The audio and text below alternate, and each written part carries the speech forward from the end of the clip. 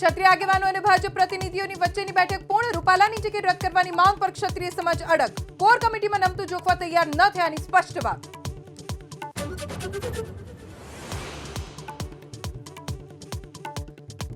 ગોહિલવાડ ક્ષત્રિય સમાજના પ્રમુખ વાસુદેવસિંહ ગોહિલનું મોટું નિવેદન. કહ્યું, રૂપાલાની પત્ની ભાઈને ટિકિટ આપો તો પણ વાંધો નહીં, અમે રૂપાલાને માફ કરવા તૈયાર નથી. આ સિવાય કોઈ પણ ઉમેદવાર અમને માન્ય છે. પરસોત્તમભાઈ રૂપાલાના વાઇફ આવે અથવા કોઈ એના બ્રધર આવે કે કોઈ પણ પટેલ સમાજ, કોઈ પણ સમાજ અમને વાંધો નથી.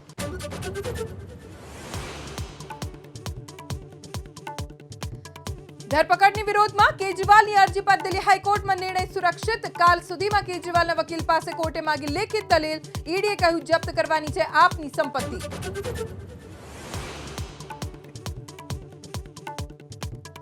6 મહિના બાદ આજે આપ સાંસદ સંજય સિંહનો થશે જેલમાંથી છુટકારો. કેસ મુદ્દે મીડિયા સાથે વાત કરવા પર રોક. પાસપોર્ટ પણ કરાવવો પડશે સરેન્ડર. આપે કહ્યું, પુરાવા વગર કરી હતી ધરપકડ. यूपीના મુઝફ્ફરનગરમાં અમિત શાહનો હુંકાર. અબકી બાર 400 ને પાર. કહ્યું, જેલમાં છે ભ્રષ્ટાચારી. રાજસ્થાનના ઝાલાવાડમાં ઇન્ડિયા ગઠબંધન પર નડ્ડાએ લગાવ્યો પરિવારવાદનો આરોપ.